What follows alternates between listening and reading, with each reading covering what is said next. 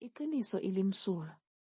uRobert Mugabe, umongameli waseZimbabwe, wayengumholi othandwa kakhulu, obalulekile wase-Afrika emazweni aseNtshonalanga naseBritain. I-Askari langempela. Wadunyiswa futhi wahlonishwa yindlovukazi uQueen noMargaret Thatcher. Ngemuva kokuvakashela uRobert Mugabe, bebenza isiqiniseko sokuthi badlule kuMangosuthu Buthelezi. Yena, uMugabe wanikwa yonke indondo yezimfundo umuntu angayithola. Kungani? Buza. Ngoba Wayethandwa eliyisebenzela kahle iBritain noQueen. Ngakho ngesikhathi ubandlululo ludinga usizo lokungena ku-ANC, baqonda kuMugabe. uMugabe wasebenza ne-Apartheid ukulwa nalaba bashokobezi amaphekula aseNingizimu Afrika.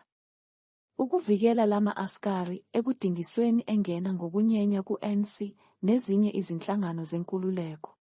Bacela uMugabe asize ngophiko lwezobunhloli intelligence namaphoyisa ukuba bavikele ama-agents obandlululo ayengena ngokunyenya ama-movement omzabalazo ekudingisweni.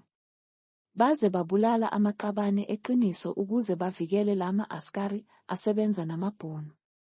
Akubona abafowethu laba base-SADC. Ngakho, iZimbabwe njengamanye amazwe e-SADC inawo wonke amagama abo. Njengoba kwakumele babavikele. Njengoba amaqembu ethu omzabalazo a-infiltratwa ekudingisweni. Yilamandla amazwe e-SADC anawo kwiNingizimu Afrika. Lokho kumele sikuqede manje. Sikuqeda kanjani?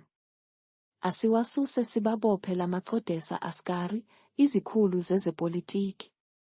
Lamazwe azokwazi ukuthi le-leverage ebenayo isiphelile.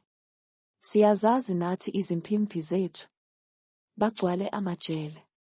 I-leverage efanayo osomabhizinisi banayo kulabo sopolitiki Apartheid Askaris. I-list bayithola kwi-Apartheid. Iqiniso leli. Izwe lethu liyangenwa ngoba ama-Askari azokwenza noma yini ukufihla amagama neqhaza labo langempela emzabalazweni. Njengamanxusa ama-agents obandlululo.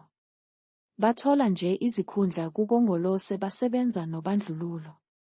Iqiniso elimsulwa leli. Lazi.